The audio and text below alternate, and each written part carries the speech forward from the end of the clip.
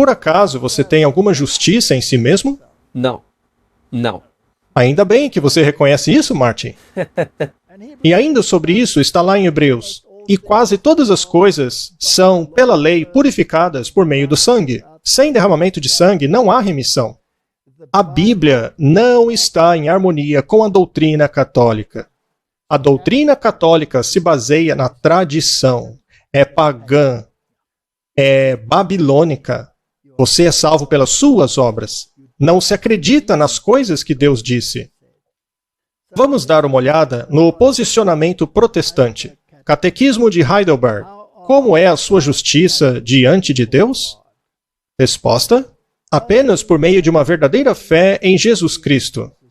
Para que, apesar de a minha consciência me acusar de haver eu transgredido grosseiramente todos os mandamentos de Deus e não ter guardado nenhum deles, e ainda ter a inclinação ao mal, apesar disso, Deus, sem nenhum mérito de minha parte, mas apenas por pura graça, me concede e imputa a mim a satisfação perfeita, a justiça e santidade de Cristo. É como se eu nunca tivesse cometido nenhum pecado. É como se eu tivesse praticado toda aquela obediência que Cristo conquistou para mim. Sendo assim, eu abraço este benefício por meio de um coração crente. Este é o posicionamento da Reforma. Este é o posicionamento bíblico. Em outras palavras, se você não aceita isso, então não há descanso na obra concluída. Você não pode descansar nas obras concluídas porque você ainda está ocupado tentando se salvar. Pois é. Muito bem. Vamos para uma citação de Atos dos Apóstolos. Com grande clareza e poder, o apóstolo apresentou a doutrina da justificação pela fé em Cristo. Ele esperava que outras igrejas também pudessem ser ajudadas pelas instruções enviadas aos cristãos de Roma, mas quão palidamente poderia ele ver o quão longe chegariam as suas palavras. Ao longo dos séculos, a grande verdade da justificação pela fé tem permanecido como um poderoso raio de luz para guiar os pecadores arrependidos ao caminho da vida.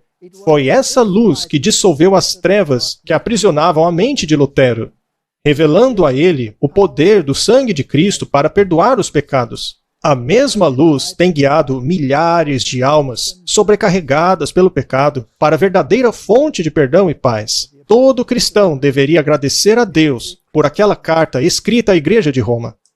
A carta para Roma é um espinho na carne de Roma. É a pura verdade. É muito interessante que tenha sido para Roma. Sim, eu não acho que é coincidência. Não mesmo. Mais uma citação do Espírito de Profecia. Lutero pesquisou as Escrituras com zelo e interesse incansáveis até finalmente encontrar o caminho para a vida. Ele aprendeu que não era o Papa, mas Cristo, a quem os homens devem olhar por perdão e justificação. Não há outro nome debaixo dos céus entre os homens pelo qual possamos ser salvos. Cristo é a única propiciação pelos pecados. Ele é o sacrifício completo e todo suficiente pelos pecados de todo o mundo, concedendo o perdão a todo aquele que nele crer, assim como Deus determinou. De si mesmo, Jesus declara: eu sou a porta. Qualquer homem que entre por mim será salvo. Lutero vê que Cristo Jesus veio ao mundo não para salvar as pessoas em seus pecados, mas para salvá-las de seus pecados. O único caminho por meio do qual o pecador pode ser salvo é através do arrependimento para com Deus, por causa da transgressão da lei dele, e pela fé em nosso Senhor Jesus Cristo, tanto para perdão dos pecados, como para a graça, que nos leva a uma vida de obediência. Isto é chamado de santificação. Você não pode conquistá-lo sozinho. Você até pode crer em Cristo, mas ainda precisa do poder dele para ajudá-lo a viver uma vida de obediência. É uma obra que Cristo operou em favor da humanidade. Muito bem. O que é a marca da besta em contraste com o selo de Deus, ou a marca de Deus? Por que existe um contraste? Esta palavra que lemos ali, a marca ou selo, é o mesmo conceito. Então, Deus tem um selo ou uma marca, e a besta, o catolicismo, também tem um selo ou uma marca. Êxodo 31:13. Fale aos filhos de Israel, dizendo: certamente os meus sábados guardareis, pois é um sinal entre mim e vocês ao longo das gerações, para que saibam que eu sou o Senhor que os santifica. De onde então vem a sua santificação? Do Senhor. Quem te declara justo? Ele. Muito bem. E ele te declara justo apenas por causa da justiça de Cristo. Muito bem. E o sábado não está associado a isso? Não dá para separar. É um sinal, não é?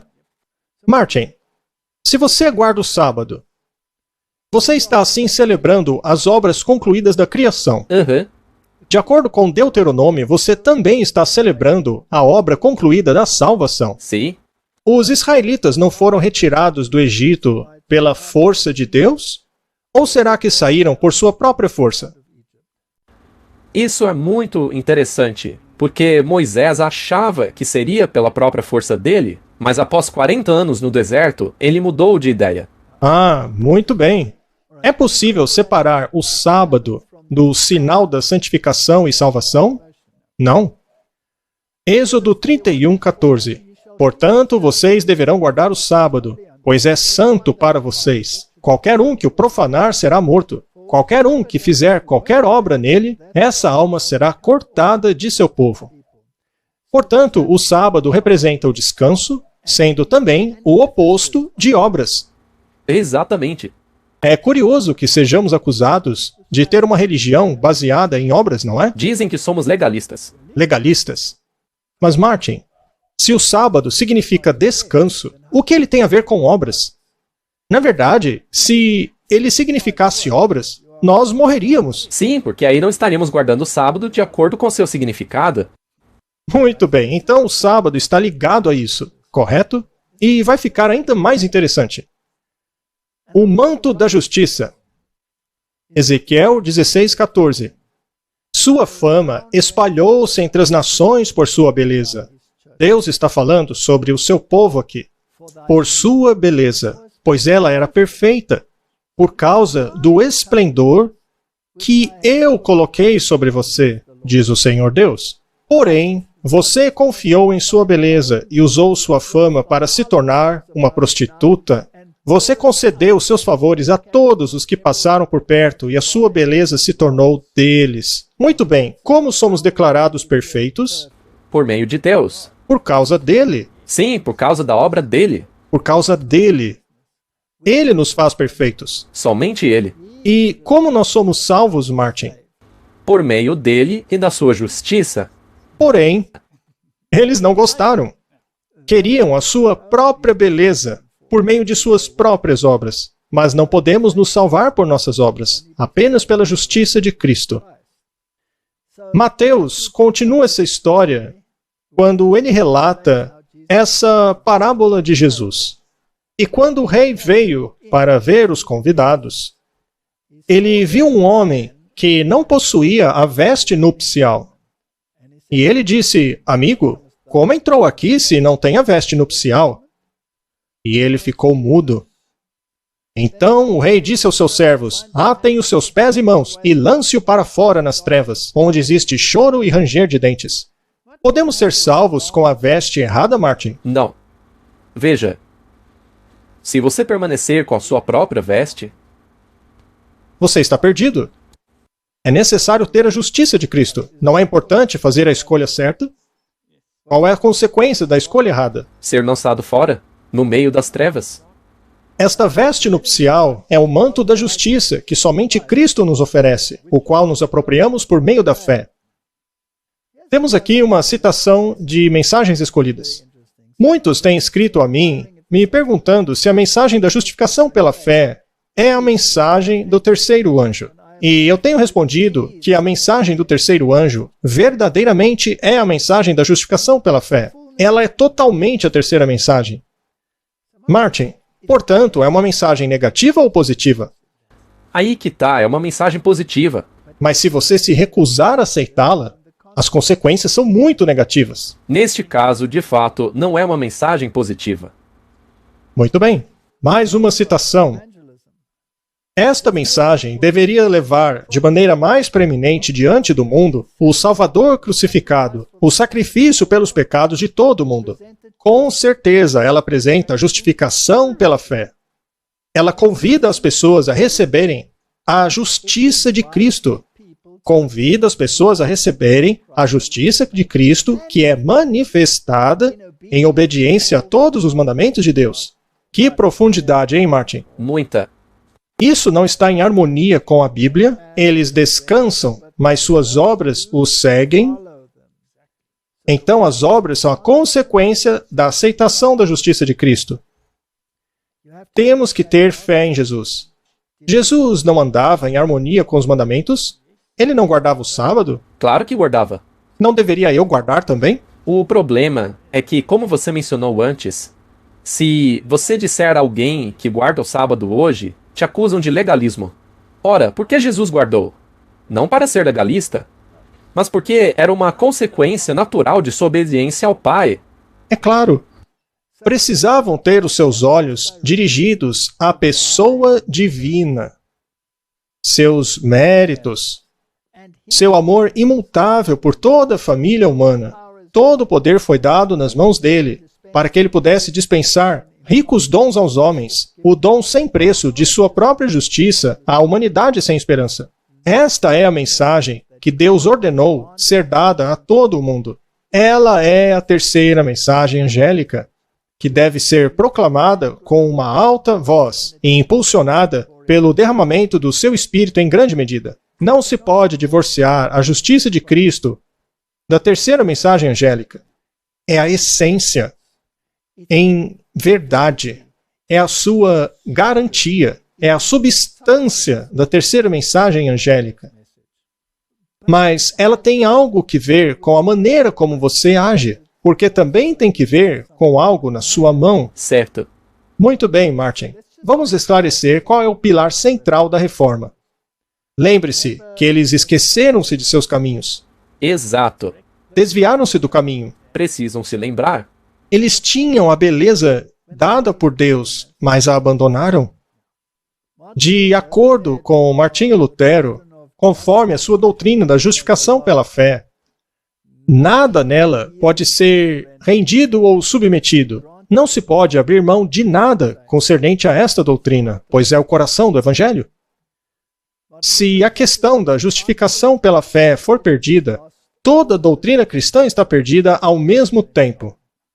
Esta doutrina, a da justificação, é a cabeça e pedra angular. Ela sozinha nutre, constrói, preserva e defende a Igreja de Deus. Sem ela, a Igreja de Deus não pode existir nem por uma hora. Se a questão da justificação cair, todo o resto também cai.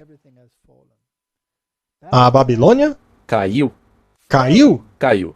É interessante que ele repita isso aqui outra vez, não é? É fascinante como tudo se encaixa. O próximo passo é nos assegurarmos com toda certeza de que a visão de Martinho Lutero está em harmonia com as Escrituras. Vamos para Gálatas 3, versículo 11. Que nenhum homem é justificado pela lei diante de Deus é evidente, pois o justo viverá pela fé. Isso não bate com a visão dele? É a mesma coisa? Romanos 3, verso 28. Portanto, concluímos que um homem é justificado pela fé sem as obras da lei. Isso também está em harmonia. Mas não nos esqueçamos do verso 31. Anulamos assim a lei por causa da fé? De jeito nenhum. Nós confirmamos a lei. Esse é o X da questão, não é? A lei não tem culpa de nada, eu tenho. Exato.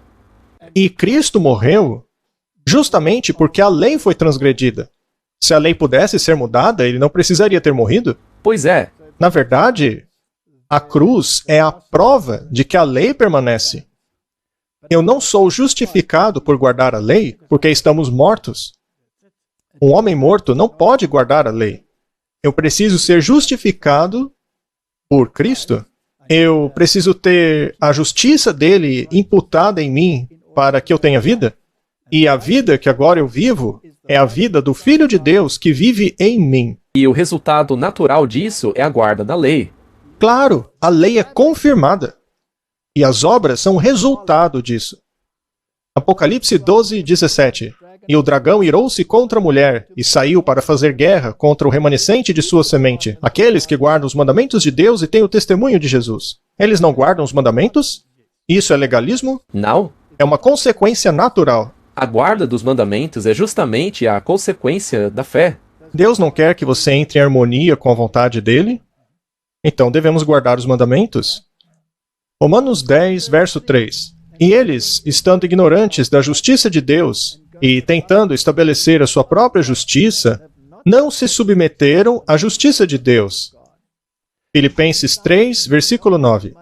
E ser achado nele, não tendo a minha própria justiça, que é da lei, mas aquela que é por meio da fé em Cristo, a justiça que é de Deus pela fé. É muito claro, Martin.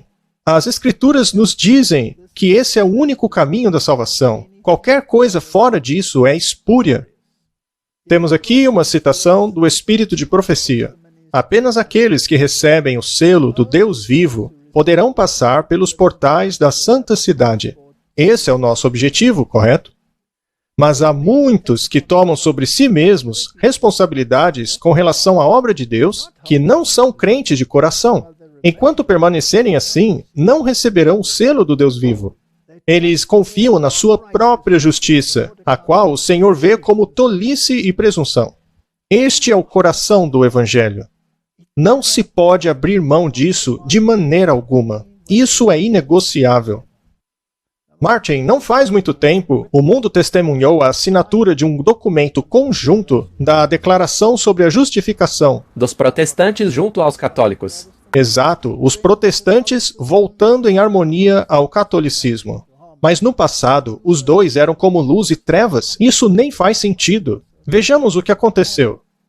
A maioria do mundo cristão sabe que algo dramático aconteceu em Augsburg, Alemanha, em 31 de outubro de 1517. Naquele dia, um desconhecido monge chamado Martinho Lutero pregou na porta da igreja do castelo de Wittenberg suas famosas 95 teses. A simples ideia das indulgências trazem para o centro do palco a palavra perdão. Na realidade, as indulgências são o resultado final de um labirinto teológico complexo, todo centrado em volta da palavra perdão. O perdão, por sua vez, está relacionado à questão da punição, inferno e céu. No geral, essas coisas estão relacionadas à missão de Jesus Cristo e ao Evangelho da Salvação. Aliás, esse texto é da Testemunha Cristã para o Catolicismo Romano. É uma organização protestante. Vamos continuar. O que muitos cristãos podem não saber é que em 31 de outubro de 1999, 482 anos depois que Lutero começou o seu protesto, outro evento dramático ocorreu no mesmo local, o mesmo lugar, Martin. Escolhendo o mesmo dia e local do desafio de Lutero, os representantes da Igreja Católica Romana e da Federação Mundial Luterana assinaram um acordo intitulado Declaração Conjunta sobre a Doutrina da Justificação. Aclamado por alguns entusiastas como o fim da divisão entre os católicos e protestantes, esse documento recebeu muita atenção da imprensa do mundo todo. Vamos ao coração dessa declaração sobre justificação. Ela diz o seguinte: juntos confessamos, é somente pela graça, pela fé na obra salvífica de Cristo, e não por causa de nenhum mérito de nossa parte, que somos aceitos por Deus e recebemos o Santo Espírito, que renova os nossos corações enquanto nos equipa e nos chama para boas obras. Alguns pontos aqui merecem atenção. Apenas pela graça não é a mesma coisa que apenas pela fé. Mais uma nota: não por causa de algum mérito de nossa parte, não exclui o mérito produzido pelo Espírito de Deus. Nota: recebendo o Espírito Santo não é definido. Roma acredita que o Espírito Santo desce nas águas do batismo infantil, sendo impresso em confirmação. Já os cristãos não acreditam. Vamos analisar isso daí, Martin. Pela graça apenas, pela fé nas obras salvíficas de Cristo, não é a mesma coisa que pela fé apenas no seu sangue expiatório.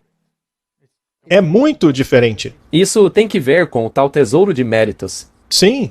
Veja, eu posso ser gracioso e te oferecer a minha graça. Mas eu não posso fazer expiação por você, apenas te oferecer a minha graça. Portanto, essa declaração não passa de blá blá blá. Ao invés de apenas pela graça, deveria estar escrito apenas pela fé no sangue salvífico de Cristo. Mas está escrito na obra salvífica de Cristo. Ora, isso é doutrina católica. E continua dizendo, não é por causa de nosso mérito que somos aceitos por Deus e recebemos o Espírito Santo, que renova nossos corações enquanto nos equipa e nos chama para boas obras. Ora, isso não é justificação, é santificação. Portanto, para começo de conversa, isso não é uma declaração sobre justificação.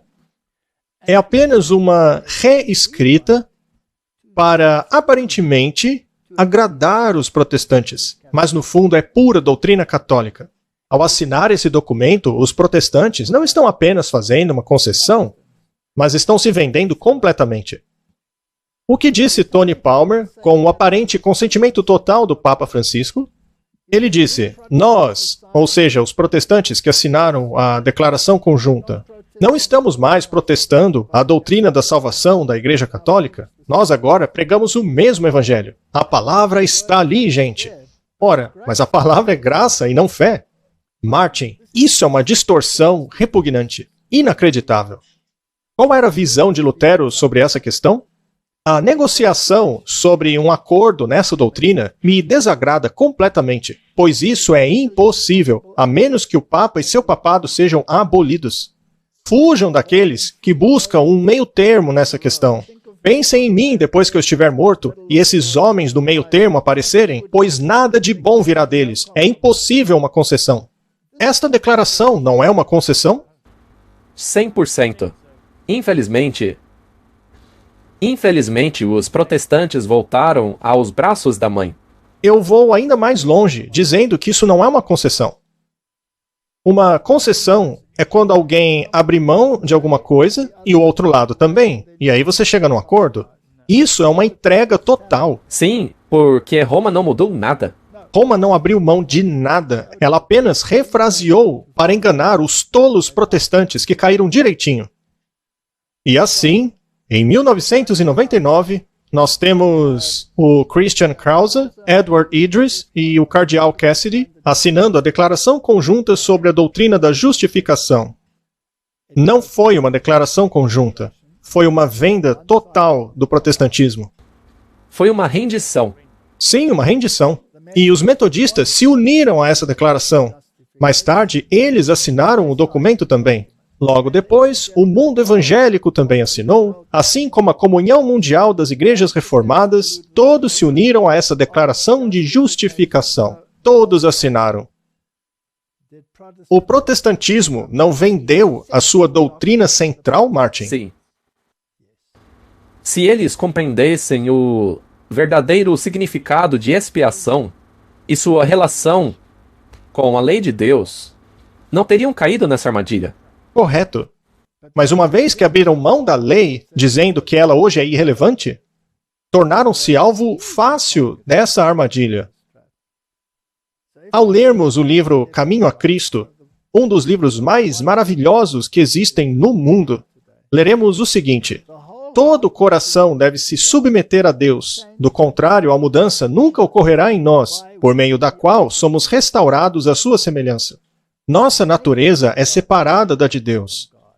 As Santas Escrituras descrevem nossa condição nas seguintes palavras: mortos em transgressões e pecados. Toda cabeça está doente, todo coração está fraco, não há saúde alguma. Somos prisioneiros da armadilha de Satanás, capturados por ele em sua vontade, mencionando Efésios, Isaías e Timóteo. Deus deseja nos curar e nos libertar, mas uma vez que isso requer toda uma transformação, a renovação de toda a nossa natureza, precisamos nos submeter completamente a ele. A luta contra o eu é a maior batalha jamais lutada.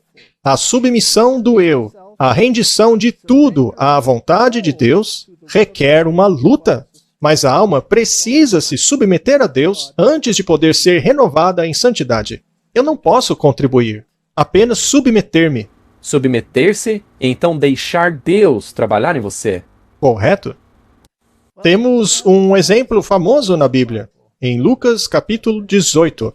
2 homens foram para o templo para orar, um fariseu e o outro publicano. O fariseu orava de pé para si mesmo, dizendo: Deus, eu te agradeço, porque não sou como os outros homens, ladrões, injustos, adúlteros, ou até mesmo esse publicano. Jejuo 2 vezes por semana, dou dízimos de tudo que tenho. Já o publicano, ficando de longe, sequer levantava seus olhos aos céus, mas batia no seu peito, dizendo: Senhor, tenha misericórdia de mim, um pecador. E eu digo a vocês que este homem, o publicano, foi para casa justificado, o outro não foi. Pois todo aquele que se exalta será rebaixado, e aquele que se humilha será exaltado. Não é fácil para os homens se humilhar.